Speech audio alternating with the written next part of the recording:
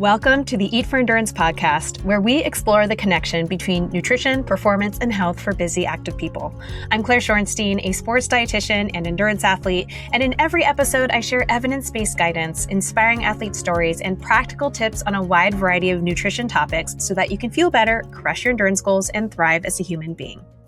Today is the last of my mini podcast series on GLP-1 medications. These drugs are everywhere right now, but the conversation around them is often confusing and incomplete. In this series, I'm talking to 3 dietitians, each with their own unique professional and personal experiences with these medications to explore how they work, who they're designed for, what the science says, how they're being used in the general population, what benefits as well as side effects we're observing, and what active people and especially endurance athletes need to understand about these pharmaceuticals. If you didn't catch the first 2 episodes of this series, I spoke with Courtney Smith, a sports dietitian and diabetes specialist, and Summer Kessel, a registered dietitian and certified specialist in obesity and weight management.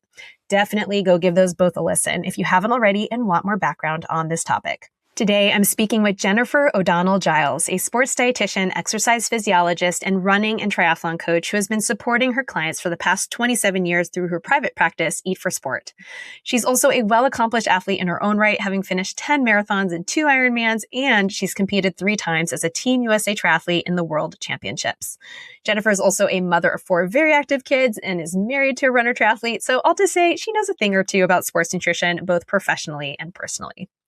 I absolutely loved our chat today. It really was the perfect complement to the other 2 conversations I've had on this topic because we explored GLP-1 medications from a completely different angle. We addressed so many tricky questions about the use of these drugs in the athletic population.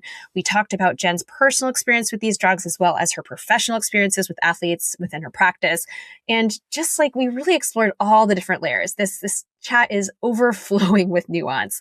And I'm going to stop there because you really just have to listen to it. Trust me on this one. You do not want to miss it. And I also will add, I definitely entered this conversation with my own biases and perspectives, knowing very little about GLP-1 drug use within the athletic population. I learned so much and it's really opened my eyes quite a bit. So I think you're going to like it. So here is my chat with Jennifer O'Donnell-Giles. Jen, welcome to the Eat for Endurance podcast. I'm so excited you're here. How's everything going for you? It's going good. Spring is starting here. We're on the East Coast. My tulips are popping up, so I'm happy. Yeah. And remind me, where are you located again? In Connecticut. Awesome. Okay. Yep. So we are, of course, talking about GLP-1s today. We're going to be focusing on endurance athletes or just athletic people more generally, and use of these drugs. And this is the last of my little mini series, as I was explaining to you, and I'm getting really different perspectives from 3 different dietitians. And we're going to just get into all the nuance and all the great stuff about this topic, which is pretty much being discussed all around everywhere. And, you can't escape it. I normally don't, like when I'm streaming, like watching TV and streaming things, I don't have all the ads, but I was watching something on Prime the other day and it was like nonstop GLP-1 ads. It was just like Ozempic, Wegovy. It was like nonstop ads. And I'm like, oh my God. But anyways, before we get into all of that, I want to hear about you because, I know you've been a dietitian for 27 years. You're an endurance athlete. You have an active family. Like, I just want to hear all about you as an athlete, as a dietitian, and all that. And then we'll, of course, get into your own connection to GLP-1s. Okay. Yeah, for sure. Yes. I'm a dietitian, started my private practice 27 years ago. So you can probably do the math how old I am, but it's all good. Endurance athlete, really a runner turned triathlete. So I still consider myself a runner that dabbles in triathlons, but I did race competitively for a long time and loved it. Raced most of those years with my husband, which just made it even more fun. But it really turned my passion for running and triathlon into a career. And, my specialty is sports dietetics. So I've really been working with athletes, helping them nail their nutrition so they can become better, stronger, faster, healthier athletes, and hopefully participate in their sport for a very long time, uninjured, healthy, stronger than ever as the years go on. So that's really all about me. I do have 4 kids. They're all athletes. I have 2 hockey players who play competitively and 2 swimmers.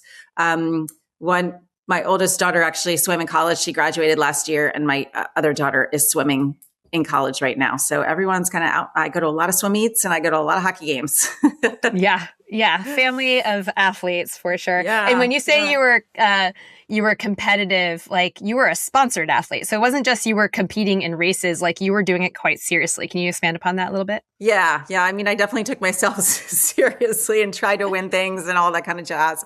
But yeah, so Yeah. sponsored by some companies to make it more fun and engaging and to be part of a team, which always makes competition a little bit more fun.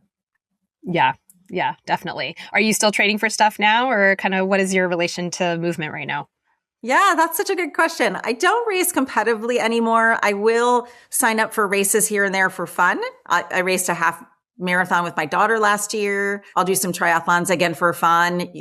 Sometimes I have good days. Sometimes I have bad days. I'm not really super focused on winning anything anymore, but just staying in shape and, if I want to race, I can kind of thing. It's a different mindset than I had 5 or 6 years ago, for sure. I'm Yeah. still training. Let's put it that way. I still train like I'm going to race, and I may hop into a race. I may not. That's kind of my mindset now. Got it. Got it. And yeah, tell me kind of a little bit about like your work with athletes. Like, I know part of your work, at least now, is with GLP-1s. Is partly why we connected and Yeah. you came on for this series. And maybe giving us a little bit of context, like a little bit more about the types of athletes you work with, how GLP-1 has, these types of drugs have kind of risen in popularity in your practice, how you're working with them, and all that. Yeah. Yeah, for sure. It is. It's a hot topic. It's controversial. I think it's extremely misunderstood still by so many. There's a stigma about using them. A lot of athletes that I work with, don't want anyone to know they're on them. So that's an interesting topic. Maybe we'll circle back to that a little bit later. Yeah. But, for me, if you were to ask me to be on this podcast and talk about this maybe 6, 7, 8 years ago, I would have said, no, I'm not going to put any of my athletes on them. But to be honest, I just didn't know enough about it. And, I'm someone who has a master's degree in exercise physiology and nutrition. I've been doing this for a long time, but I just didn't know the facts. So when more and more people started to come to me, and now I have been doing this so long that a lot of the athletes I've been working with for 2.5 decades are aging. So I'm getting more interested in this aging athlete population, keeping them healthy, keeping them uninjured, making sure that they can run or do triathlons into their 80s kind of thing. That's kind of our new focus. Everyone kept coming to me saying the same thing. And if I had $1 for every single person who said this same sentence, I would be a gazillionaire right now. Every single person that came to me said, I am an athlete. I put so much hard work day in and day out, training, eating right, recovering right, hydrating, all the things, but I don't feel like myself anymore. I don't look like myself anymore, and I don't feel like myself anymore. So that's kind of what sent me into this research hole. I'm such a geek also. I'm lucky to be an adjunct professor of sports nutrition at Columbia. So I have access to a lot of research, which is cool. And I really took a deep dive into it and said, you know what, there's something here. It's not going away. I need to figure this out. And that's when I kind of unraveled all of this additional research that's been there. It's just maybe hidden or something, but it's been there. And there's so much more to it than weight loss. Everybody thinks it's a quick fix. And perhaps that's true for some people because it will help you lose weight. And I do see a lot of people, not my clients, but people in the world using it and just sitting on their couch and drinking beer and eating pizza. And it will work. But there's a lot of downsides to doing it that way too. So what I wanted to do is take my population of people that were coming to me very concerned about their performance, their health, the way they looked. We're talking about probably a lot of perimenopausal women, menopausal women, and even aging males that had gained 10, 15, 20 pounds, even though they're doing endurance training and eating fabulously. And really what we noticed is their metabolism slowing down. I was that same person. I had gone through menopause very early. I was still racing not professional. I was not professional, still racing competitively, I should say. And I find myself in that same boat with like 15, 20 extra pounds on me and feeling like I needed a nap every afternoon. There's obviously a lot of pieces to that puzzle. There's hormone therapy. There's changing dietary patterns. There's changing the way I train. There's a lot of things that go along with that. But I found GLP-1 to be really helpful for me from a standpoint of there was something wrong. And it really stems in your gut. GLP is something you have naturally in your gut. And as you age, it stops working effectively. Yes, it can speed up your metabolism. Yes, it will help you lose weight as long as you're doing the right things. We'll get into that. But it also is really effective at controlling inflammation. So as we age, we do have some more inflammatory side effects just from hormonal shifts, stress, environment, anything. And that was something that I dealt with too. And again, something I was hearing from all my athletes. So really, when we went down that road, I started with kind of a small group of people who were interested in trying it. And, ever since then, this is probably little over 3 years ago, dozens. That you started on yourself or with other people or both? I started with myself. I like to be my own guinea pig. And then it stemmed to, do you want to give this a try too? Because I think there's something here. Can you speak a little bit more about, because this is the first I've heard about GLP-1 decreasing with age and kind of that in the gut and all that. Can you speak, is there anything more that you want to share about that? They're even seeing some studies right now where GLP-1 is not working or not existent at all in the younger population too. And that is connected to becoming overweight or obese or increased food noise, inability to stop eating because of hunger cues. So that's a whole nother population of people. But when you carbon copy that into the aging population, our GLP-1s decrease over time. Not in everybody, but in people that happened to them, that is the reason, a large reason behind weight gain as you get older. Can you actually remind everybody, we covered this in our first episode, but in case anyone hasn't listened to that yet, although I do encourage you to go listen, can you remind everyone what a GLP-1 actually is? Because when we say GLP-1s, people think we're talking about the medicine, but that's a GLP-1 receptor agonist versus the actual GLP-1 that we have in our body, right? So can you just do a quick just for anyone who doesn't know the difference and is getting confused because we're throwing that term around? Can you define that for people? Yeah, it's literally a peptide. So we have a peptide. There's a series of different peptides. There's hundreds of them, right? Like insulin's a peptide. But GLP-1 is a peptide, which is a chain of amino acids. And we all naturally have it in our gut, just hanging out there. And it controls hunger, controls appetite, it controls metabolism. There is some control in inflammation too. So it's something that really can control your metabolic health.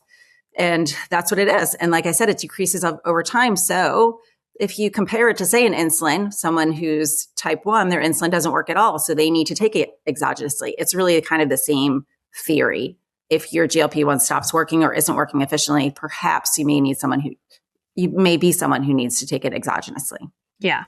And I'm really curious about your clientele, your professional kind of experience with who you're getting. Because I don't know about you, but and I've said this in my podcast a lot, but I get a lot of people coming to me and they might be complaining about a lot of these same things, depending on what life stage they're in. But I do get a lot of midlife women. Maybe they've gained some weight and they're not feeling themselves and there are all these issues going on. But they're also dramatically underfueling. And they have a lot of carb phobia and they're not eating enough. So like you were stating before, all these people who are hydrating well and eating well and all this stuff. My experience, at least, the types of clients, I don't know if it's just clients I get or what, I've definitely talked with lots of colleagues and I don't think it's just me, but I get a lot of people who just aren't eating enough relative to the amount of energy they're expending. And so I'm curious kind of differentiating, like if you see those same people, the type of people you get, we're going to talk about kind of appropriate and inappropriate use a little bit later, but just kind of introducing this a little bit, because I just want to distinguish between my experience, at least, and the type of people. I don't say it's never happens, but it's less common for me to get someone who's like really nailing all the things. And then they're like, I'm doing everything right. They're coming to you with a problem, obviously. Right. So I'm just kind of curious what your thoughts are on that, based on what your professional experience has been. Yeah. I mean, I always say upwards of 90%, don't quote me on that, but 90% of people that come to me as athletes who need sports nutrition counseling are underfueling. They're just not eating enough. They're not aware of the amount of food they need, like you said, to match their output. And that's something I work on deeply with them. And it's really life-changing for so many people to just increase their intake because their performance soars. I always say I have the best job in the world because if you listen to me, your performance is going to get better. It's pretty cut and dry. Yeah. Yeah. So yes, I mean, I think I've had people's like just eyes pop out of their head when I tell them they need to eat 3,000 calories. And they're like, what? I've been eating 1,200 all these years. And I'm like, I know. And that's why you're injured all the time and always tired and can't make any gains in the gym and your splits are not getting faster. Like that's why. And then when you work on that, and it all comes back to, I think, diet culture. I mean, I think so much of that messaging that we have all received over the years are eat less, eat less, eat less. If you want to lose weight, eat less, exercise more, where that's actually the exact opposite of what you need to be doing for health and performance. So yes, that's a big thing. And that definitely plays a huge role in GLP-1 therapy, especially among athletes, because they still do need a lot of fuel. Yeah. So I guess that's where, again, I told you offline, and I think I already said this earlier, is like, there's so much nuance in this topic. And, I came into this whole series, I think, with a lot of my own biases and really just like being very skeptical about this drug based on what I've seen and heard. But at the end of the day, I've had very limited experience and I am not an expert in this. And so this is exactly why I'm bringing in 3 dietitians who work with this stuff all the time. Right. So, so this is why I want to explore some of these things. So like, I guess I'm curious about handling someone who, they're underfueling, but they also are going through perimenopause, or maybe they're postmenopausal. They're unhappy with their body. I think this is where things get so tricky, because they're also training for a marathon or an ultra marathon or an Ironman or whatever it is they're training for. Or maybe they're just, recreationally active and really into all the things. So they need a lot of fuel, but they want to lose weight, but they are feeling like crap and not feeling like themselves. And so it's like, okay, well, but where does the GLP-1 come? This is where I feel like it's such like the super complicated, tricky, like potentially risky area. And I'm really curious about how you handle this, or are you kind of saying, okay, these people who are coming to me underfuel these 90%, these are not candidates for GLP-1s, or like, how are you kind of dealing with all this in your own practice? Yeah. I mean, I think it comes down to really individualizing screening for each one. I tell every single one of my clients, you are your own science experiment and you are not going to respond to GLP-1s like your friend did, or like your neighbor did, or like anyone else out there. You are going to respond differently. And that's so true. Some people are fast responders. Some people are slow responders. The dosing is all over the place. The cycling is all over the timing, the length of time you need to be on it. Everything's different for every single person. It's actually mind-boggling to me how the science says one thing, but really when you're in the trenches with clients, you have to tweak things along the way because it just doesn't work in real life. So I think we're probably going to get so much more research, 5-10 years from now where that'll be clearer. Right now, it's a little bit gray, but if you're managing it appropriately, it's actually pretty fun because it is different. It's what makes it exciting for me because everyone does respond a little bit differently. So I screen them. I screen them like crazy. Can you talk to me about that actually? Like, let's just go into the appropriate versus inappropriate use. I was going to talk about this later, but we're in it now. So let's just do it. Well, I want to know how you screen for who's a good fit versus who's not. I mean, I have like my red flag questions that I ask everyone. I do have them keep food logs so I know exactly what they're eating, when they're eating, how they're timing their eating to their workouts and their training. And Can you share the red flag questions if you feel like doing that? Yeah. One of them is, and I probably word this different for everybody, but I'll say like, how is your relationship with food? What is your history with your relationship with food over the past 10, 20 years, whatever we're talking about? How was your relationship with food growing up? What were the messages that you got? How about your body composition? How do you feel about your body composition? Are you happy with the way you look now? Were you happier with the way you looked 5 years ago? There's a lot of those and that just opens up a conversation, and then you'll find out their whole history. Then it won't be questions anymore. Then it'll just be me listening to what they're telling me. And there are some things that will come out. It may be something like, yes, I had binge eating disorder as a teenager, or I used to purge, or a lot of those things come out. Those are red flags to me that says it's probably not an appropriate thing to use at this time until we get beyond that. If you're beyond that, it might be a different story. Just really depends. So screening for disordered eating and eating disorders, just to be really clear, is what you're saying. eating disorders, disordered eating, and a disordered mindset around food and fueling. Yeah. Mm-hmm. That's because it doesn't necessarily need to be an eating disorder, but how are they thinking about fueling their body? And are they using this as a tool for health, or are they using this as a tool so they don't have to eat anything?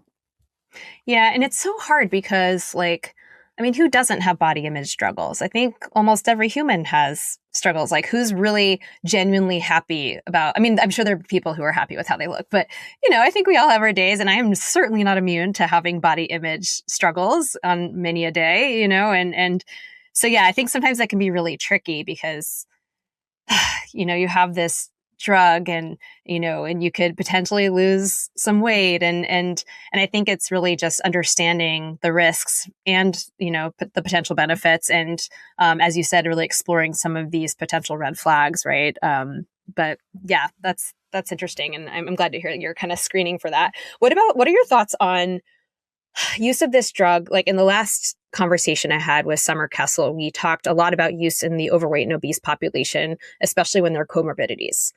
And I'm kind of curious, and that was more in the general population, less so in athletic populations, because we also don't have a lot of information in athletic populations, or at least we have less research there.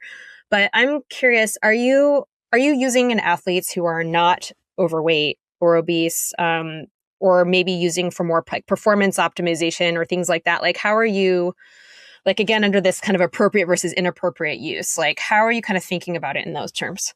Yeah, again, it comes down to individual with their goals and obviously their health history, but I'll give you some examples to help answer this question. I had an athlete come to me who, again, postmenopausal, she had probably 15 pounds to lose, but she also had arthritis, rheumatoid arthritis. It was really, really bad in her hands and her feet.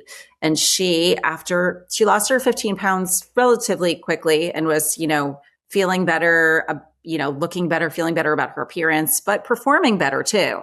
And we kept saying, I think this is an inflammation issue because you have so much more energy. Your workouts are better. You're recovering faster. And she goes, not only that, Jen, but my pain in my hands and my feet went from a 9 to a 2.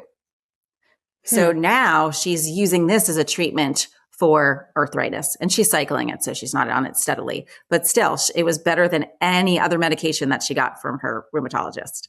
So have you seen this elsewhere? Is this a thing? It is. I don't know anything about this. Oh, and there's now some more research on it too, that they're using it for autoimmune diseases and arthritis. Summer training is no joke. If you're not staying on top of fueling and hydration as the temperatures climb, you're going to feel it fast. That's one of the reasons I've relied on Tailwind Nutrition for years and why I'm so excited they're sponsoring the podcast. What I've always appreciated about Tailwind, both as an athlete and dietitian, is how simple they make sports nutrition. No GI drama mid-workout or race, great taste, and easy to use no matter what you're doing. This time of year, I'm reaching for rapid hydration during my shorter training sessions, but it also goes way beyond exercise. Things like travel days, hot afternoons at the beach, yard work, anytime I feel like the heat is catching up with me. It gives you electrolytes with just a small amount of carbs, and it's light and refreshing enough that you actually want to drink it. For summer, it's a no-brainer.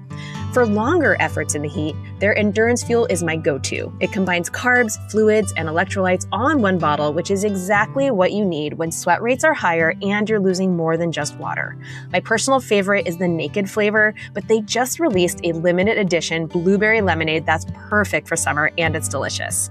And don't skip your recovery, especially during the summer months when you're already more depleted after a hard workout or long effort. The recovery mix has 20 grams of protein plus carbs and electrolytes, sweetened with real sugar to help replenish glycogen fast. I mix it with water right at the trailhead or wherever I happen to be, and it's one less thing to think about when my brain is already super fried from the heat. If you want to dial in your hydration and fueling this summer, head to tailwindnutrition.com/eat4endurance or use code EAT4Endurance20 for 20% off your first purchase. All right, let's get back to the episode. And so you're saying that the mechanism isn't just the weight loss, because I know in some cases, and this is more when you have a lot of weight, that's obviously less on kind of your joints and all of that. So there is that piece, but you're saying it's less about that and more about the GLP-1 medication working on like the inflammation itself. Is that and it actually kind of the mechanism? Is there research there? Yes. And actually, this is a good segue to explain the different GLP-1. So there's GLP-1 where it started, and that was called semaglutide. And that's really where we all started. That's the Ozempics of the world, right? And that compound really caused a lot of side effects like nausea, GI upset, GERD, fatigue. There was actually a lot of negative side effects. In fact, everyone I know that's ever tried semaglutide couldn't stay on it for too long because they're like, I don't want to live like this. That's how bad it was. Then became the second generation GLP-1s that was GLP-1, and they added a compound called GIP to it. That's the inflammatory part of this puzzle. So that is what's helping control that inflammation naturally. Again, we have GIP in our gut. They just added it to this compound so that it would help. So that's kind of where the magic. Now, there's a third generation that's coming out that actually will be FDA approved. It was supposed to be in January. So hopefully soon. You know, that process takes a while. And that is GLP plus GIP, the inflammatory compound, plus glucagon. So then we're really balancing your blood sugar much better than the first two generations. So that's kind of where that's just some background on the generations and how these have improved. And there's going to be more after this. So that's not even the end of the story yet. And which medications do those things correlate to? I forget what we covered. It was a while ago. I recorded the first one. So you said semaglutide, and what were the second, the third one? The second, sorry, I didn't even say that. GLP-2 is called tirzepatide. Tirzepatide. And then the GLP-3 is called retatrutide. Oh, I didn't even know that one. Okay. Yeah. So wait, what is, like, in terms of the brand names, like we know Ozempic, that's the GLP, the original GLP-1. Yep. What is Wegovy again? Wegovy is tirzepatide, is the second generation. Tirzepatide. And Zepbound? Mounjaro and Zepbound? Yep, those are all tirzepatide. Got it. Okay. What are you seeing kind of like in your population being used the most or most successfully? I know it depends on kind of what's being treated and what's going on, but what are you typically seeing more often? Yeah. Right now, among my athletic population, they're mostly still using tirzepatide. I think that the transition, once we get approval and just more research and studies, that retatrutide will take over. There's a lot of people using that right now, having great results. So I think that that's going to be kind of our next chapter. And you don't see people as much using the semaglutide? I don't personally see anybody using that anymore. Oh, interesting. Huh. Okay. See, again, I don't know much about this. The people I have seen, I've only gotten a handful of clients, and they were on Zepbound and Wegovy. So those are I think the two athletes I got on pretty low doses as well. Yeah. I've asked this question of my other dietitians on this topic, but like dosages, do you want to share anything about that you've observed or you think is important to note? Yeah, I think this is super important because I feel like everyone thinks, oh, you started a low dose and you just keep going up. And there's nothing further from the truth. Well, I'll get to my next thought in a minute, but I always start at the lowest dose. Now, mind you, I'm working with athletes who are putting the work in. They have, their habits are pretty sound foundationally with exercise and nutrition most of the times. Obviously, no one's perfect. So they don't need a high dose ever, in my opinion. They need a low dose to kind of get that metabolism started again and speed things up. And then we can either wean off of it. I have athletes that use it in the winter and then never in the summer. Their exercise picks up, their volume picks up, they have more access to vitamin D in the sunlight. You know, there's just so many issues with weight gain and weight loss. And if you're only talking about, 10, 15, 20 pounds, then you don't have to be on it all the time. I have Can we talk about that for a minute? The going off and on? Because obviously when you stop it, then it stops working. And my understanding is then you regain the weight.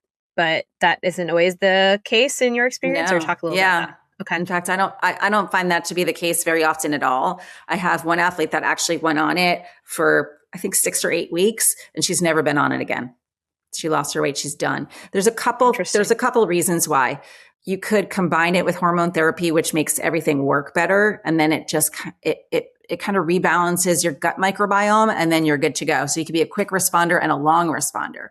So that could be a great thing. Whether she needs it again in 10 years or 5 years, I don't know, is another story. But right now, that was 2 years ago, and she's been fine for 2 years, hasn't taken it again.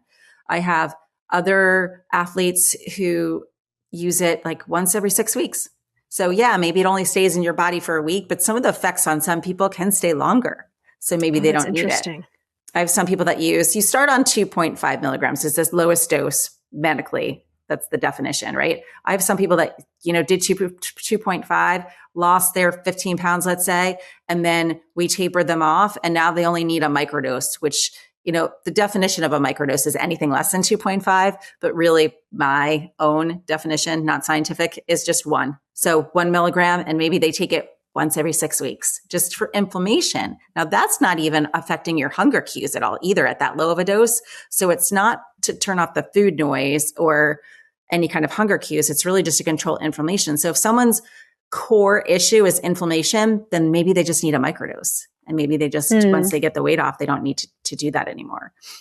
So I've had, the best way to go about it is to cycle it anyway, because we do build up a tolerance to it, just like we build up a tolerance to anything else. So if you're doing anything over than 2.5, in my opinion, you can build a tolerance. So you need to cycle it. You need to take it and then get off of it for 4 to 8 weeks and then take it and take a rest. So you really need to cycle it.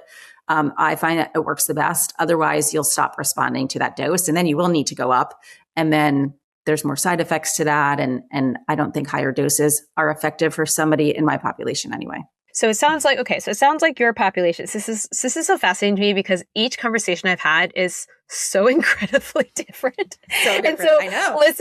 listeners, I don't want you to feel like you have whiplash, because I feel like you probably might have a little whiplash listening to these episodes because, some things are being stated, they're a little contradictory or different, and my whole purpose with this is not just selfish because I want to learn, but it's also to present like lots of different information. At the end of the day, obviously we all have to, I hate the phrase, do your own research, drives me crazy, but this is all for information purposes, right? At the end of the day, you do have to do some more digging to figure out what makes sense for you and what you're interested in. I know I have a lot of other dietitians and healthcare professionals, coaches who are listening to this as well, and they're just learning. So I think it's just really fascinating to kind of see what other people are doing, because clearly you've been in the business for a really long time. You have your kind of clientele where this is working, and we're going to get obviously more into all those details, but it's working. So it's just demonstrating that use of this medication, it can be used in so many different ways, in so many different populations,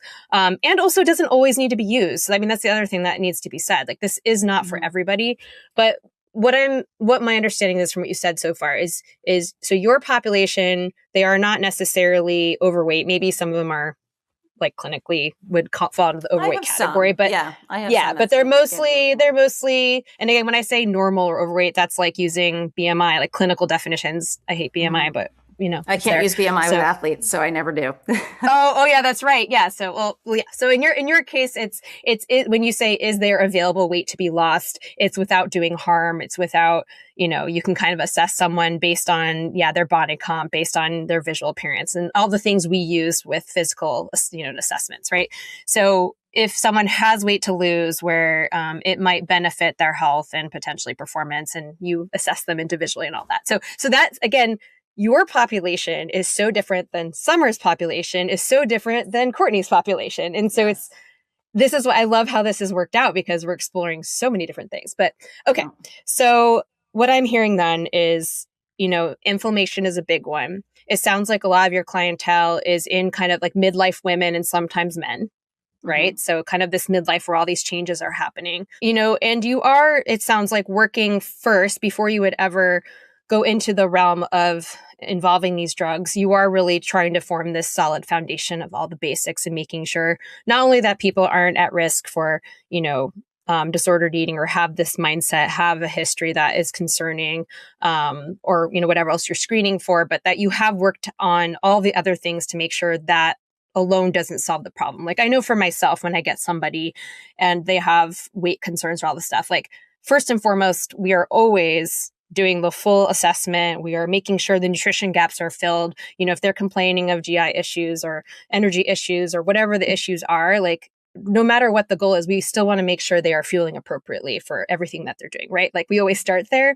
So it sounds like that's what you're doing, right? With people. 100%. And then down the line, if it's appropriate, after you've screened, maybe we're considering bringing in some of these drugs. right? That's Yes. kind of how it flows for you. I always look at it as a piece of the puzzle. It's just a piece of the puzzle. But yes, that foundation has to be there. Healthy habits, nutrition, exercise, strength training has to be there first, or else I don't believe GLP-1s will be helpful at all.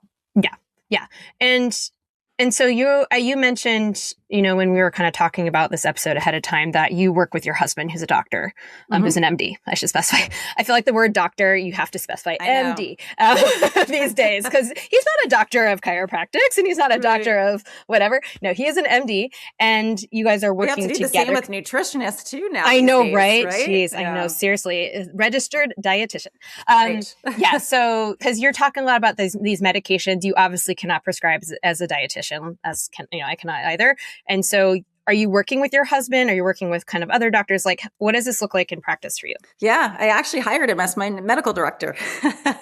We've wanted to work together for a long time, and this is just a great time to do it. All the stars came to alignment. So I kind of have three arms of my private practice. One being my sports nutrition arm, where I do a lot of talks to teams, work one-on-one with athletes, high school, college, older athletes, whatever. That's been there for a long time. That's kind of solid.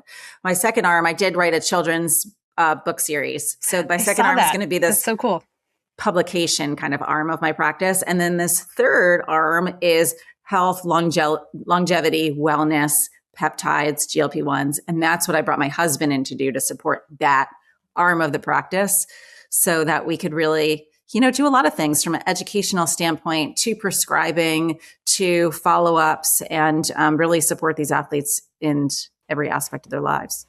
So you identify if someone maybe is a potentially good candidate for one of these drugs, and then your husband can kind of come in and do the oversight. Because the thing that I've talked about with the other dietitians as well is, in an ideal world, someone would go on a drug like this and they would have the physician oversight, they'd have the nutrition support, they'd have, the training support to really make sure they're getting strength training, they'd have, making sure they're getting their, blood work and their DEXA and all this stuff. But the reality is that a lot of people are just here you go, your blood sugars are high, or you have high blood pressure, you're overweight, and here, go on these drugs, and your PCP might prescribe something, and then it's okay, bye.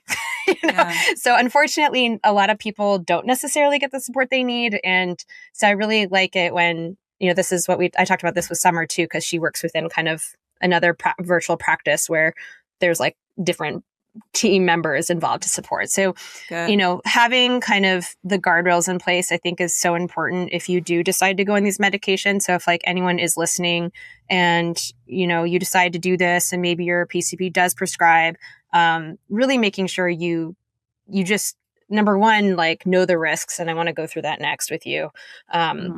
And know kind of what to work on and what you need to do, and potentially seeking out additional help from a dietitian or, whoever else, to kind of make sure you're covering your bases and protecting yourself. But yeah, why don't we go through the risks? And I know it differs depending on which medications you're on, but what are kind of your concerns for this type of population? So what you're seeing, what you're looking out for, what you're putting into place in nutrition programs. But first, let's go through the risks, and then we can kind of talk about how to mitigate those risks. Sure. I mean, I think the one that pops into everybody's head first is loss of muscle mass. So I equate this to any kind of weight loss, though. If you were to go and lose 20 pounds and you didn't strength train or eat enough protein, you would absolutely lose muscle mass, whether you were on a GLP or not. So the risk of being on a GLP is your appetite's so low, your intake can be low, and especially protein, because we don't crave protein as much as we crave the other stuff, and your cravings are kind of squelched anyway. So you're not eating enough to sustain your energy, and you're not taking in enough protein to maintain muscle mass. In that case, you will lose muscle mass. And you also have to remember, the dangerous part of that is not losing skeletal muscle mass, which you'll lose. And skeletal muscle mass is connected to your bones. So you're also going to lose bone density if your muscles get weaker, but you're also losing muscle of your organs too. So you could lose heart muscle, lung muscle, GI tract muscle, and that is going to affect your health overall too. So that's I sound like a broken record with my clients, because I think I say protein 10,000 times a day because I just want to make sure everybody is cognizant of getting it. And we have strategies to get that in, whether it be smoothies or liquid protein or essential amino acids or whatever it needs to be to hit our protein goals every day. And that's our number one priority. The second one is you can really have some GI distress with GLP-1s. They're slowing the transit of food through your GI tract. They can make you constipated, bloated. So if we're not taking enough fiber, first of all, which is helping support your gut microbiome, which is where these GLP-1s are working, we gotta boost our fiber, which sometimes can be hard if your appetite's low. But like I said, on low doses, my clients' appetites are not super, super low. They're still and low, fired. You're defining as at 2.5 milligrams or beneath that? Yep. Okay. 2.5 or less. Yeah. Is the majority of my clients. So fiber, and along with fiber, obviously needs to be water because we want to make sure the fiber is absorbing water and helping that transit time and keeping everything moving. I'll add in strength training. I have so many people, not my clients, but so many people I've been made aware of that are taking GLP-1s. And I think I said this a little bit before, but not strength training. So if you're not strength training, not hitting your protein needs, you are going to lose muscle mass. And that's where they skeletal look. Yes. Yeah. And that's like the Ozempic phase or whatever. Yeah. All of those things that we see on social media, which is true if you're not doing it the right way. But if you are doing it the right way, that can never happen. In fact, you're going to lose fat and you're going to be able to preserve your muscle mass, which is pretty cool. And actually even build muscle mass as long as you're eating properly, sufficiently enough, and strength training. Yeah. And I mean, another thing we talked about last time was kind of risk of malnutrition. Like if the weight loss is too fast and in this population, again, we're talking about smaller amounts of weight loss and potentially, as you said, kind of going on and off it, which I wasn't really aware of was a thing, cycling. So many people are like, I have to be on this for my life. I'm like, no, you don't. Yeah, I thought it was kind of like a long-term thing. And that's certainly how Summer and I talked about it. But again, it was in a very different population. So I think that's kind of the key point here. But yeah, like, so, nutrient deficiencies and all that, are you like, how often are you having people getting, blood work done or getting a DEXA or just kind of how are we really making sure that people are doing this quote right, as you're saying? Yeah, no, I love that question. So I have them all use a body composition scale. A DEXA is really not feasible for most people. There's not a lot of them. It's hard to get. They're expensive, although the price is coming down. So I have them have an in-house bioelectrical impedance scale, which they can measure their body fat, their lean muscle mass. I have a specific one I like, which is good because then they can send it to me so I can actually see the trends. I know there's always like a margin of error with home body composition scales, but as long as we can see the trends, then we know what's going on inside your body. So that's great. That's first. We do blood work. I ideally like to see it every 6 months, but depending on insurance, it could be 9 to 12 months too. So I take that case by case and that's fine. But we do want to see for nutritional deficiencies and anything else that might come up. And for the positive stuff, we see people's cholesterol coming down. We see CRPs, inflammation markers coming down. We do add supplements if we need to, like if we. Yeah, that was going to be my next question. Yeah. Are there specific, like, I mean, obviously supplementation always has to be individualized when we look at lab work, but are there things you're seeing like again and again in this population of athletes on these drugs? Yeah, it's interesting because all the supplements I recommend to my clients, most of them, obviously there's some outliers, are probably pretty similar to ones I would recommend to people who aren't on GLP-1s, Sure. omega-3s, vitamin D, but everything is case by case in terms of dosing. So I kind of take that with a grain of salt too. But interesting. What about multivitamins? Oh, sorry, I didn't mean to. Yeah, that's okay. Multivitamin, you know what? I'm not a big fan of multivitamins just because I just don't think there's enough, effective amounts in a multivitamin. And I think it's kind of a little bit of a waste of money. I mean, there's some products that are better than others, but in general, if someone's hell-bent on taking their multi, I'll be okay with it, but I'm not going to recommend it to anybody. I literally had this conversation with my husband last night because he's like, I'm about to turn 50. I feel like I should start taking a multivitamin. What do you think? And I'm like, no, I don't think you need that. He's like, really? Why? No. And we were talking about multivitamin. I'm like, I don't think it's really going to do any harm as long as you're not overdosing on a specific nutrient, but you're much better off just, getting your lab work done and really being specific with what you're giving yourself. Right? Exactly. So, and knowing what you need more of and not need more of, and maybe just boosting your food intake instead of relying on a synthetic form of a vitamin. Yes. Yep. Totally. Sorry, you were going to say something else. I totally interrupted you. I didn't mean. Yeah, just something interesting that popped into my head because I know we're talking about aging athletes, but interestingly enough, and I know I mentioned my one client with arthritis, which was kind of mind-boggling to me, but so awesome.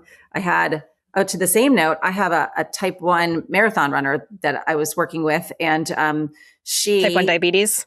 Yes. So we were regulating her blood sugar and it was fabulous. And again, postmenopausal, just 10 to 15 pounds, but it was affecting her her marathon pace and endurance. And this really helped her. But she said something interesting. She was like, you know what? I got COVID 5 years ago. And after COVID, I had psoriasis all over like the back of my legs and my hips. And she goes, and it never went away. She goes, but it's gone. And I was like, oh, okay. She's like, I think these GLP-1s made it disappear. So I dove into the research. And again, it is working in your gut.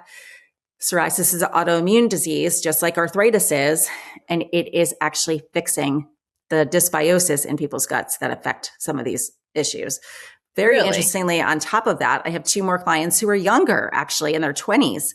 And one has PCOS, another has endometriosis. There's some great research out of Sweden, I believe it is, on GLP-1s treating endometriosis, again, from an inflammatory standpoint. And these 2 athletes used low-dose GLP-1s. They did not necessarily need to lose weight, but they're using it therapeutically, and their symptoms are gone. Hey everyone, before we keep going, I want to share something an athlete I work with said to me recently. He said, "It's been such an up and down battle. I'm so grateful to have you in my corner." That's exactly the kind of support I aim to provide through Eat for Endurance. Most of the athletes I work with are motivated and doing their best, but they're juggling a lot: training, work, family life, all the things. What they often need isn't more nutrition rules, but someone in their corner to help them fuel in a way that's both realistic and sustainable. That's why I offer a range of ways to work together. On my website, you'll find free nutrition downloads, low-cost guides and masterclasses, and my monthly membership, Fuel for Life Crew. For $39 a month, Fuel for Life Crew gives you direct access to me, live monthly calls, and a supportive community of busy, active people navigating some similar challenges. And if you're ready for deeper, fully individualized support, I also offer one-to-one nutrition coaching with limited spots available. You can explore everything over at eatforendurance.com. All right, let's get back to the episode. That was my question. I was like, what if you don't want to lose weight? You know, what if like you're not, or maybe someone wants to lose weight, but let's just say, what if they don't have weight to lose? Let's phrase it like that. Then you're saying that there is, maybe, is this where microdosing might be therapeutic? You're saying? Microdosing. That's where it is. Because then you're still getting those components that'll help you. And then your appetite will be regular. You'll actually feel like eating. In some cases, it actually helps you eat more healthfully because you're not, your blood sugar is regulated. So you're not craving sugar or junk food. You're actually craving, salads and lean proteins and healthy fats. Like it actually, people say that. They're like, I just feel like eating healthy now, which is great. They're also using GLP-1s for addiction treatment because it's the dopamine connection. So it's that food noise piece. Access, it's that food noise piece. So that's it's really interesting. Where did I read about this? I forget. I don't know what publication this was. I saw it come up on my social media the other day about people on GLP-1s who are actually, because it like quiets the food noise, but it's kind of dampening all these other areas of life, and they actually don't like it. Like it's lowering sex drive, and it's kind of like just making everything dim down, and they actually don't like it and get off of it because it's like quieting all of the things that they enjoy, I guess. I don't know. I'm curious if you have any thoughts on that part of things. Kind of like the flip side of it is it's doing a lot of this stuff everywhere. Yes. And this is something I recently learned too, that it can actually make everything kind of like blurry, quote unquote, where you just don't feel like engaging with life kind of thing. Yeah, so exactly for some people, and that is, and I still don't understand it fully, but I think that that's just how that person is reacting. And maybe there's an extreme dysbiosis or something really unbalanced in their gut microbiome. And this is bringing that out of it. So there's 2 things. And I've heard from 2 different practitioners kind of give me this advice. 1, stay on it a little bit longer and that should go away. Or 2, that 3rd generation GLP-1 can really help because it has the glucagon in it, which may be that bridge that helps that side effect go away. So those are things we'll kind of keep an eye on in the future. But yes, that is one thing people are experiencing. Very few. Yeah. It's a very small percentage, but it can happen. Yeah. Again, going into this series for me, it's been really interesting because I feel like my own social media is sometimes a bit of an echo chamber. And so the GLP-1, 100%. the GLP-1 exposure I've received is mostly echoing a lot of the concerns and like, this isn't appropriate in the athlete population. And these are all the things we have to be freaked out about. And I think there's truth to a lot of the concerns and the things, and we see things, but like, I'm not being shown a lot of the positives, I suppose, as you know what I mean? Like, I think I'm just not, or I just don't know as much about them. Like I do know and have read and researched a bit on, different populations, but in the athlete population, and of course, as I said, like we don't have a lot of research long-term, generally speaking, but, research in the athletic population is kind of just not there. Right. So it's, so we kind of are relying a little bit more on the broader research and also like the anecdotal stuff we're hearing about, which is why I'm interviewing other dietitians on their experiences with their own clients and such. So yeah, it's all very interesting from that perspective. It's and fascinating. Yep. Yeah, it is. And I'm still very concerned. Like I'm still concerned about so many people because again, I think I think at least from the people I see, there are more people where it is inappropriate versus appropriate. I have yet to receive a client who, and maybe down the line, maybe it would be appropriate, but I have yet to receive somebody that I work with who I would ever consider an appropriate candidate because there's so much underfeeling. There's so much like body image stuff and disordered eating and carb phobia and you name it. And again, it's not always, but it's very prevalent. It's so prevalent. But I know there are people out there who are good candidates, as you've shared, and I know they're out there. So trust me, I find that interesting. I definitely have similar concerns because I have had a handful of clients that have come to me that are like, I've just been using this for a year because I got it online. And nobody that's the worst. That freaks me out. The worst. And that's like kind of why I'm so passionate about educating people on it because they're like, I was like, a year? You've been using this for a year? And they're like, yeah. And every month I just went up a dose. And I was like, okay, but you don't really have any more weight to lose. But nobody told me to stop.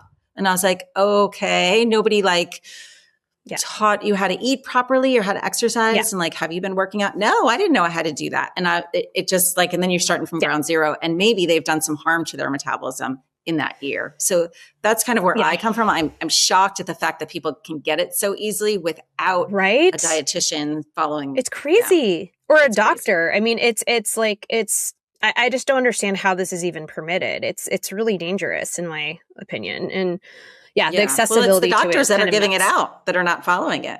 That's, I mean, I'm married to a doctor, so I don't want to badmouth doctors, but they don't have any nutrition education or there are physicians who are doing all kinds of stuff. I mean, even, and this is, I know, a bit off topic, but I was talking again with my husband about a friend and they're like, oh yeah, so-and-so been told by his doctor to go low carb because his A1C is a little high. I'm like, no. She's covering her eyes, folks. No, you do not have to go low carb if your fucking A1C is high. Like, sorry, I'm chatting to the mic right now. I get so worked up. I'm like, I am like, do you not have an understanding about any of this works? No, you don't, because you're a physician and you didn't have any training. And oh my God. Right. Deep breath. Anyways, okay. Unbelievable. I'm gonna get off that. But yeah, it's So just like, hey, don't do intermittent fasting and don't go like keto. Okay. Yes. Okay. I'll get off my soapbox. Anyways, I love your soapbox. So, I mean, since we're talking about kind of the bigger picture and overuse and misuse, I mean, I want to go back to your personal story and hear a little bit more about that. But before we go there, I want to see, trends you're kind of seeing just more broadly in the general population and society and celebrities and athletic communities, like, just kind of putting your own practice aside, like what are you seeing just with all the experience, personal and professional, you have, and what are you observing? What do you want to share about how GLP-1 drugs and all the use has changed over the years? Because it has, and where do you kind of think it's going? I think as much as I utilize it for positivity and for longevity, I do think it is kind of bringing us back to those like supermodel days, like the Kate Mosses of the world. Like I think there's skinny talk out there. Yeah. Like, I mean, there's skinny talk and there's videos on how little I eat in a day, copy me kind of thing. And I think, I'm the mother of 2 daughters. So that actually really concerns me because I think that, or I hoped at least that we're doing such a good job with the messaging of this next generation, like strong is the new skinny. everything that's happened in the athletic world was so positive. Look at the US gymnastics team that went from, starving their gymnasts to now like really looking fit and healthy and muscular. Like that was such a wonderful transition that happened in the world. And now I think we're kind of taking two steps back again with this skinny talk kind of mindset. Well, I do want to say one thing. I feel like strong, that can also be disordered as well, because I'm sure you've heard this where someone's like, oh, I don't want to lose weight. I just want to be toned. And I'm like, it's all the same, dude. Like, it's all the same. Like, it's all coming from the same disordered mindset. And I'm not saying you can't want to be toned or want to be, more fit or whatever it is, that you want. Like, I appreciate that people care about their aesthetics. I care about my aesthetics. I get it. I like fitting into my clothes, like all those things, we're all human. Yeah. So I agree. There was a lot of progress there, but we can't pretend too that there wasn't still a lot of diet culture. It just shifted the language. It's like how people don't necessarily say they do still say weight loss, but they talk about body composition changes. And it's like, that is the same thing. It's the same thing, So, but yeah, I totally hear you. It's like the aesthetic is changing back to this like skeletal look. And I don't know, I saw a picture of, what was it, the Osbournes, and they were wearing like necklaces that said like haters, and I don't know what it was, but she just looked so unwell. I mean, you've seen those pictures, right? Of like the celebrity. You haven't seen like the Osbourne. Yeah. I don't know. They're just pictures of like all these different celebrities looking like really scary, to be perfectly honest. Like, I fear for their health. It's sad to me that this is becoming it is. And it comes back it just comes back to the education, like not realizing that that's not healthy. Like if you do it in a healthy way, it can really help you. But if you don't, it actually really can harm you. And maybe it'll take the point where someone's going to need to learn the hard way. Something bad has to happen before change happens, usually, unfortunately. But I kind of see that happening. Yeah. And the other thing that I wonder about, like, so right now, accessibility, like it's not that hard to get your hands on these drugs, that, as we know, especially if you're paying out of pocket. Like, I know there are insurance issues and all this stuff, but oral pills are coming out or are out already, right? We haven't talked about oral pills yet. Yeah. So that's something we haven't really addressed yet in this topic. So I don't know if you have anything to say about oral pills, but I imagine oral pills versus an injection, that makes it even more kind of like easier for people to kind of wrap their head around taking it. I don't know. I'm kind of curious your thoughts on the oral pills. I do agree that more people probably hop on that bandwagon because some people are still afraid of injections. What I have reading so far in the research is that they're just not as effective because they're still because GLP-1 is in your gut, right? It's not in your stomach. It's in your small intestine. So and it still has to bypass your stomach and it will get a little bit broken down. So maybe it'll work for a certain percentage, but if you're injecting it, you're getting systemic circulation of that compound. And, through our GI, it's the same as if you take supplements. Oral supplements are going to break down in your stomach anyway. So I think that's like B12 injection versus a B12 pill, Yes, exactly. Kind of exactly. So they're going to be less effective. Are they going to be a little bit effective? Probably. You'll still get a little bit. I just don't see it right now being as effective as the injectables. Yeah, got it. But to that point, more people will use it because it's easier to get and easier to take. Yeah, probably. So one of the things about like how are we preventing it from going the wrong direction? And one of the things that occurs to me always with my athletes is like, how are we really making sure that you're eating enough to support all the work you're doing? And it's not just the intentional training, but all of the other activity you do in your life. And I'm sure your clients, much like mine, especially if we're talking midlife women or anyone else in this time of life, like they are busy, they are working, they are taking care of aging parents, they're taking care of their kids, they are just doing all the things. And it's often, I mean, yes, some people have sedentary desk jobs or whatever, but often they are just constantly on the go, especially I'd say moms, at least from what I've seen. Yeah. So it's really like one question I really like to explore with everyone is like, how are we making sure people are eating enough on these drugs, especially if they are, let's say they're not taking the microdose, so their appetite is impacted. Like maybe we can talk through some nutrition strategies or what you're doing to really make sure that they're meeting their nutrition needs to, maybe they're still losing some weight, but really making sure that they're getting what they need into their body. Yeah, this is big because it does take a lot of work. When you're not as hungry as it used to be, then it's mind over matter. And sometimes you are eating when you're not hungry, and that can be difficult. But some really easy strategies is eat on a timeline. So there are times if someone's struggling, I'll say, you have to eat at 9, 11, 1, like set your alarm on your phone. You're going to eat something every 2 hours because that can do two things. It can actually increase your metabolic rate. And it also can make you a little bit more hungry during the day too, because then the more you eat, the kind of more hungry you are. Sometimes, not always, and we're balancing macronutrients. I do this whether you're on a GLP-1 or not, but you're eating every single time you're eating something like carbs, protein, and fat together. And then we just come up with lists of easy things you can do to pair those three macronutrients together, whether it need be a peanut butter and honey sandwich.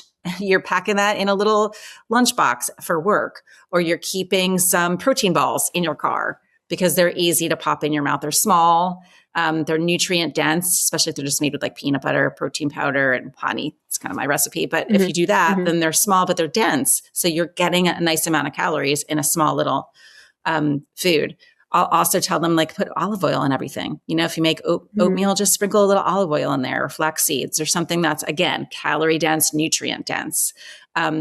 I do one supplement I love for people who are on GLP-1s is essential amino acids, because it's just a scoop in your water bottle and you can get 20 grams of protein, and I think it's only 40 calories or something. So it's not filling, it's helping with hydration, and it's boosting your protein intake. Can you explain why essential amino acids versus like a whole like a complete, like all the amino acids? Like why would you just supplement with essential versus all of them? Well, these are all of them. So it's called essential amino acids, but it is all of them. Yeah. Oh, sorry. Okay. Sorry. I was thinking like, just the ones who couldn't make the body. Got it. Okay. Yeah. Okay. Got it. There are two things. It's a good question, because there's also branched chain amino acids. There's BCAAs that you can take. That's a supplement, but that's not all of them. We need the essential amino acids, which in most cases is like just a powder you put in your water bottle. But to the same note, you could do a protein powder, like a whey protein isolate. You could do that, put it in a water bottle, shake it up with milk or a shaker bottle or whatever you want to do. That's easy because you can do that out and about. You can bring that in your car. You can put it in a Yeti and keep it cold all day. You know, like there's a lot of liquid nutrition tricks you can do because they're not as filling. That's what I usually lean on. Yeah. It's just easy. When you're at home and you have more time, maybe your dinner can be your nice balanced whole food meal because you're not as rushed. You have access to more whole foods in your kitchen, obviously. And maybe during the day, then you lean on all those strategies to get your nutrients during the day because you're out and about. So that's kind of like the gist of it. But I do individualize it for everybody, because some people, they don't like protein powder, or they don't like banana and honey sandwiches or whatever. So we individualize their meal plan to the foods they like, because if you have foods on your quote unquote plan, you're going to look forward to it. Instead of me saying, oh, you need to eat dates, and you hate dates. You're not going to eat them. Yeah, of course. Going back to kind of what you're talking about, cycling on and off, and not everyone does this, but you were saying that some people do this, cycling on and off. I want to kind of connect that potentially to, maybe this is not connected at all, but thinking about athletes who are actively training for an event. They are like, I know the way you define competitive was trying to win, but I'd say for most recreational athletes or non-professional athletes, when they say they're competitive with themselves, and they want to do the best that they can do. That's the type of athlete I most frequently work with. And, and so when I say like, an athlete is competitive, or, maybe they're not even just competitive, they want to just do a good job, have fun, like whatever their goals are, reach the finish line. But if they're actively training for an event, putting all the training, like how do you think about use of these drugs, the cycling on and off? Are you ever saying, oh, I don't want you to be starting these drugs because you are in this training cycle for this Ironman, or are you kind of thinking about that at all? Because I know one thing we talk about, or have talked about a lot on this podcast, is being really careful about losing weight in or trying to lose weight during a training cycle. And I did have a whole discussion with another dietitian, Alex Larson, about how she sometimes does some like body composition work during a training cycle with a very specific type of client, very, very slowly. And then there are a lot of dietitians who just won't do that, and they want to save it for the off season because of the risk of low energy availability and all that. So I'm just curious how you think about GLP-1 use during training cycles versus say in the off season, or when they're not training for anything in particular. Yeah. 99.9% of the times I have them come off the GLP-1 if they're leading up to a race, because of that exact reason. They're not going to have the appetite to eat the amount of calories they need, especially if it's an endurance race, like an Ironman, even a half Ironman or a marathon, even a half marathon, to be honest. Those are endurance events that you need a lot of fuel for, not only leading up to the race, but day in and day out during the training block. So however long that training block is for an Ironman, it might be 6 to 10 months, right? then I would say, let's wean you off of it. Let's train. You're going to be okay weight wise if that's something they're, concerned about. And, sometimes even gaining 5-10 pounds during an Ironman training block is advantageous because it can help you recover better too. So we talk about all of those kind of aspects. And then I wouldn't even put them on it for a month or two after the event is over because of recovery needs. So, but again, I individualize that to athletes, but that's really kind of my mindset around that because it's so important to feel properly for those. If it's just an athlete that's, staying in shape and maybe they're going to do a Ironman in 2 years, that's what they're training for. That's a different story. But if it's like in season, race season, and there's an A race coming up that you want a PR or whatever it is, then we're going to back off. Yeah, no, and that addresses one of my big concerns. So I'm really glad we kind of talked about that.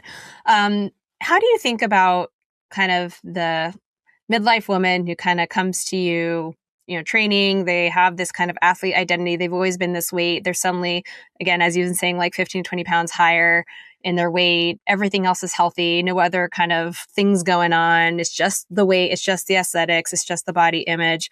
Do you think someone like that would be a good candidate, or is that someone you'd use caution with? I mean, I know you'd screen for them and all that, but like that type of person, is that a person that you sometimes are recommending this type of drug or working with them a drug? Again, I know you're not prescribing it, but like, how do you deal with those people? It's a great question because I do get a lot of those people, and my answer is going to be it depends. I feel like that's always my answer, but it depends because what are we talking about? Are we talking about somebody that just the scale is creeping up and maybe it's going to keep creeping up and maybe there is some metabolic disorder going on?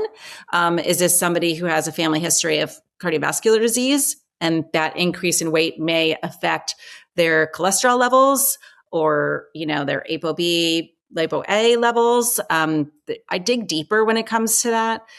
The other big issue for me, especially in this population, is that going to affect their mental health, which I see it a lot.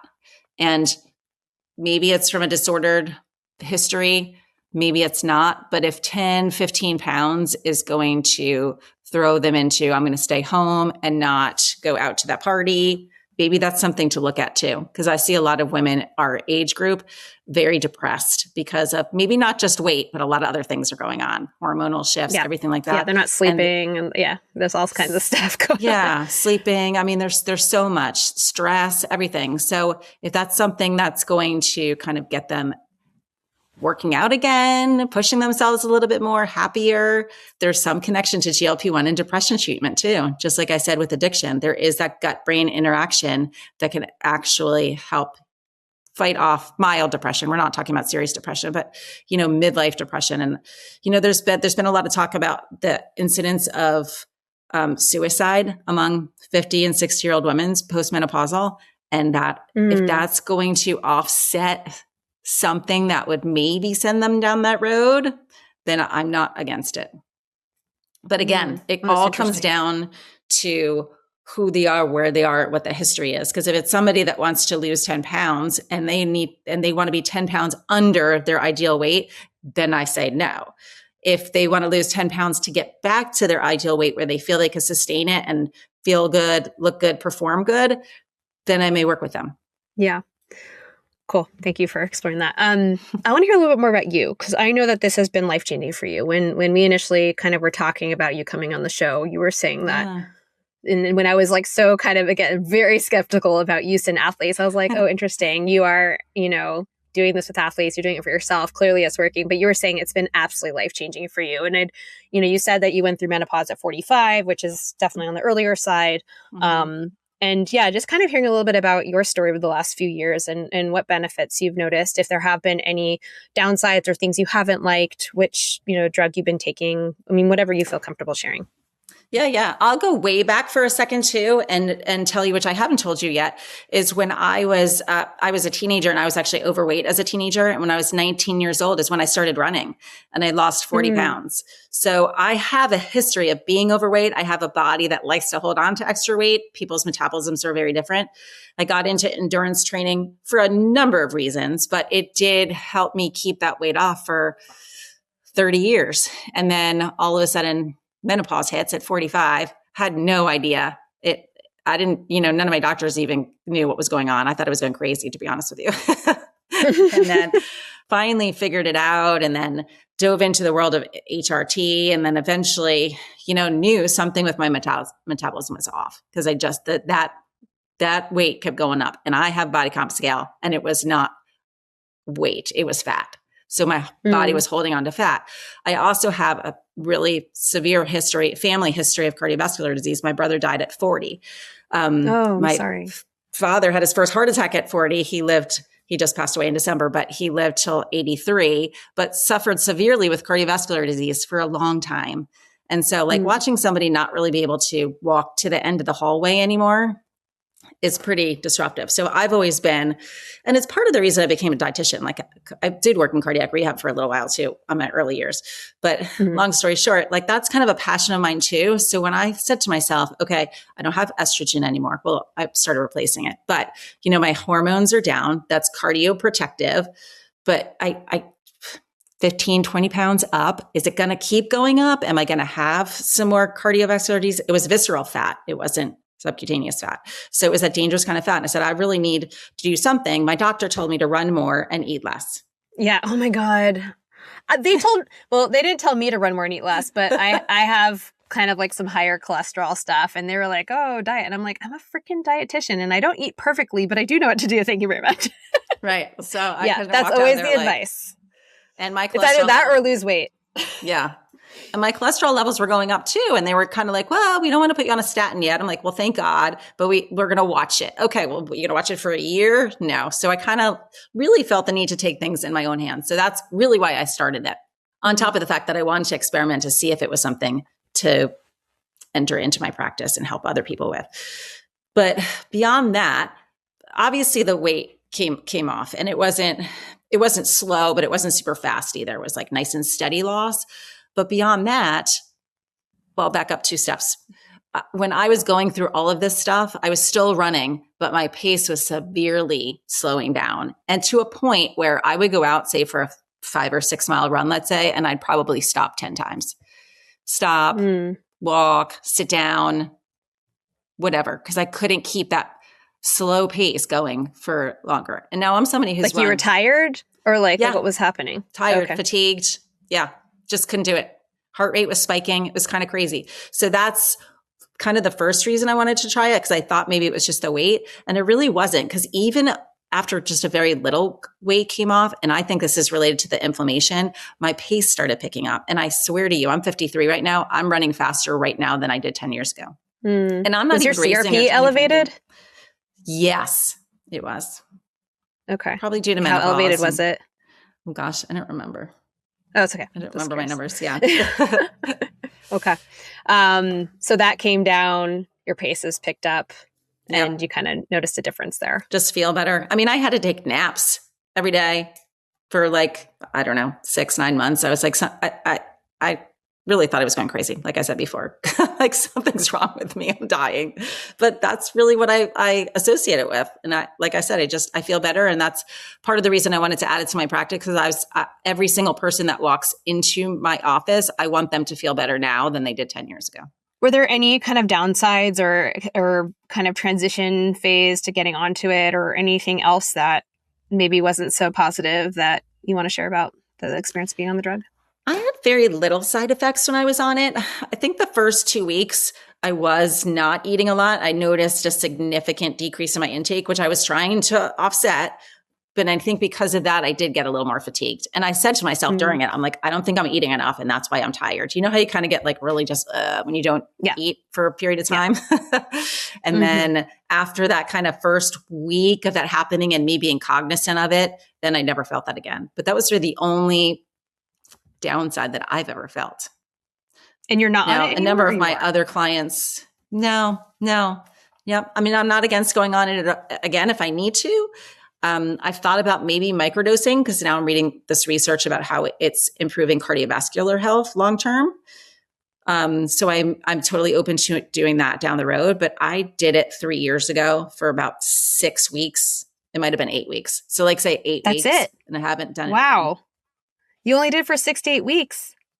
Mm-hmm. Wow. And what was your dose and which medication did you take, out of curiosity?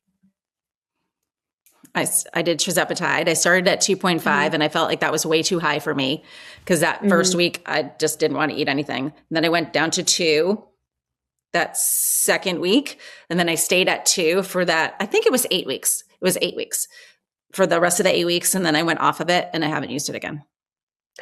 That's so interesting. See, again, like this is how little I know about all this. Like I didn't know people just go off on it for such a short period of time and then that's it. I mean, it makes sense since again, like, and Summer and I did touch upon this where people in smaller bodies relative to, people in, who are really overweight or obese, and who have a ton more weight to lose, they're obviously going to be on it for a lot longer. But yeah, I think I just didn't realize that this was even something people did. So that's really interesting. Yeah. Oh, and maybe it comes down to like that nutritional foundation being solid, because you can make your own GLP again. So maybe I just needed to wake it up a little bit and because of everything that was going on hormonally. And then my nutrition and exercise kind of picked up the rest. That's what I'm kind of hoping happened anyway. I wish we had cameras inside our body to figure that out. Yeah, right. Are you doing so? I have one more question before we kind of go to, well, no, 2 more questions. We talked a lot about kind of gut health and, you mentioned gut dysbiosis and kind of the drugs helping with that. And, we talk about fiber and hydration. I mean, there are lots of things that are important for gut health. Are there other things you're kind of really focusing on specifically, whether it's, are you doing any other testing or like when you suspect that there is a gut health issue? What else are you doing other than like separate from these drugs that you're working on with clients to kind of support gut health? Yeah, I do GI map testing when I feel I need to. I don't think it's the perfect test in the world, but I think it's a great start. And and tells me like, what do we need to do next? Is it a probiotic? Is it more fermented foods? Is it changing the amount of fiber, quantity of fiber that you're eating? Maybe there's some supplements that we need to add in. Maybe we need to do elimination diet. There's a lot of different ways you can handle it depending on what the GI map comes back and says. So I am doing that, which is fun because I think endurance athletes do suffer from a lot of GI issues just because of the amount of activity we do and the amount of food we eat can impact that too, especially gels and chews and sports drinks and all that kind of stuff can really affect your gut. So that was an important addition to me, which, again, it's all these pieces of the puzzle. It's never one thing. So, optimal health or optimal metabolism is never going to be just GLP-1 or just supplements or just diet or just exercise. It's not. It has to be all of them together. I always call it nutritional CSI. Like we got to get in there and we got to figure out what's working, what's not working, what you need, what he needs, what they need. Yeah. So that's the fun part about it too, because then I never get bored. It's always something different. Totally. Yeah, no, I offer GI map testing as well. I certainly don't do it with everybody because obviously it's expensive and it kind of, I find that it is very helpful, but it does sometimes like open this whole other can of worms where you're just like going down the rabbit hole of, and then it does, we are often then supplementing quite a bit. It's very expensive. The supplements are expensive, so it's like a whole other thing that Number one, not everyone's up for it. And as you said, it isn't a perfect test, but it can be really helpful. It can give some good insight. And so with the right people, when it's really necessary, we definitely do that. But yeah, no, I love what you're saying. We're always playing detective, right? For sure. And getting curious about stuff. So yeah, absolutely. I want to just kind of close things out with, maybe just some key takeaways for my audience. I mean, we've covered so many different things today. I feel like we kind of explored all the different nuances and layers of this topic, all the different quarters, and which is exactly what I wanted to do. So thank you again for this. But maybe like what athletes really need to understand before considering them, and who. Maybe we can just also reiterate like who you think might benefit and who really should not be taking these drugs in the athletic population. I love that. I love it. Just to kind of circle everything back. I think at the end of the day, in my mind, especially working with athletes, is it's not just about weight loss. And maybe that's different in other populations, but in my population, it's not about weight loss. It's a metabolic tool that we can use to fix what's broken and help with health and longevity and performance. So yes, weight loss is probably going to be a side effect of that, but it shouldn't be the number one reason you're doing it. And I think, and most of my athletes understand that, maybe because I just hammer it into them, but then they can benefit it. The athletes are at risk. We talked about this already, but anybody with a history of disordered eating that may still be in that boat somewhere. And most of us are, they say when you work with athletes, you work with eating disorders. So that's, a gray area kind of. But I think the other big thing is anybody that goes on a GLP-1 or is thinking about going on one needs support, needs individualized support, education, and just to have somebody monitor them because everybody responds to it really differently. So I think that's key too, because we really need to protect your muscle, protect your health, optimize inflammation, and things change. So if things change, maybe dosaging needs to change, and that needs to be individualized too. So I think if used correctly, like I said, it's the most fabulous metabolic tool that I've seen in my 27 years of being a dietitian. And if it's not being used correctly, it can be abused, which, is really true of anything. People abuse alcohol, people abuse Advil, maybe because they don't know, or I don't know, but it can be abused. And to avoid that, it's our job to step in and really educate people and support them on their journey. Yeah. One more thing I forgot to ask was we were going to talk about stigma. And I know we mentioned that earlier.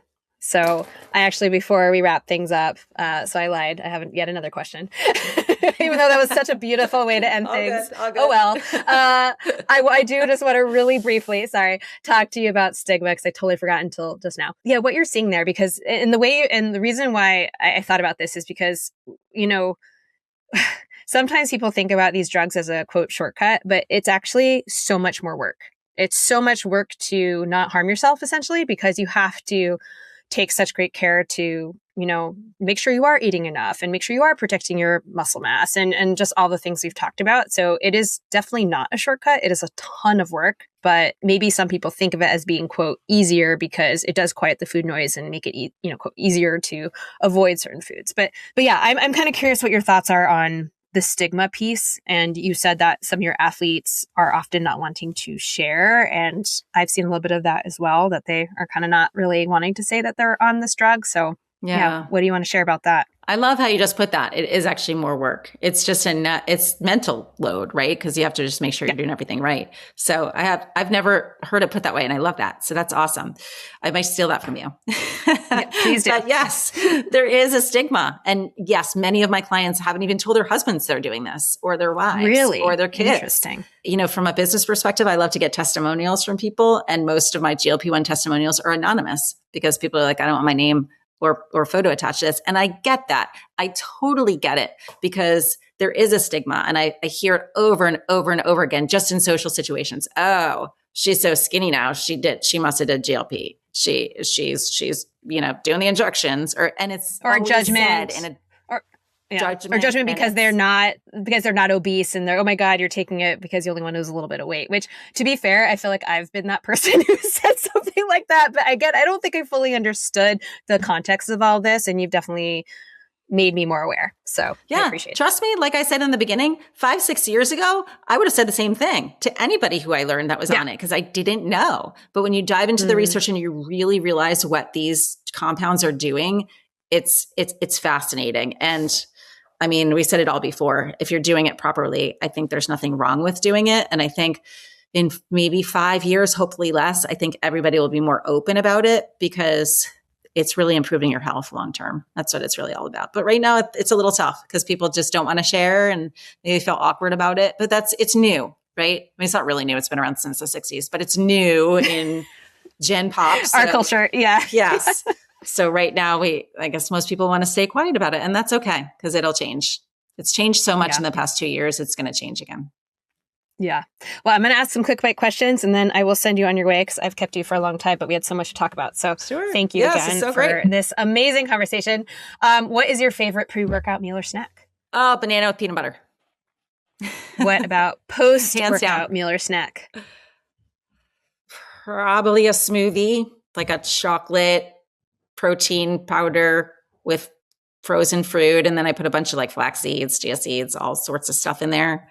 That's probably because it's just quick. Yeah. I like quick and easy. Yeah. Yeah, totally. What is your favorite beverage? Oh, I wish I had one here. They're pretty new. They're Sansa. They're seltzers. Oh, yes. Yes, I've seen those. The cool flavors. Aren't they good? Yes. They're Yeah. all like Asian, like the pear lychee. flavors or something. Yeah. Yes, lychee. Mhm. Yeah. Yep. So They're super great. tasty. I like those, and I like the Essenza. It's like kind of similar sounding Oh, things. yes. Those are good too. What are your comfort foods? Oh, ice cream. That's easy. I love ice cream. And what is I'm an your favorite girl. ice cream flavor? Probably cherry vanilla. Cherry vanilla. Okay. Yep. How do you like your eggs cooked if you eat eggs? Oh, I switched this up a little bit, but right now I'm in a really huge hard-boiled egg kick. Nice. And I hard-boil them and I eat them warm because that. Oh, yeah. They're the best when they're warm. I know. The best. Yes. But there's nothing worse than like a cold, like overcooked hard-boiled egg that's so dry. So yeah, nasty. And what are your top 3 items of gear that are most essential to your active lifestyle? Oh my gosh, my running shoes. I do not leave this house without throwing running shoes in the car just in case I can sneak in a run.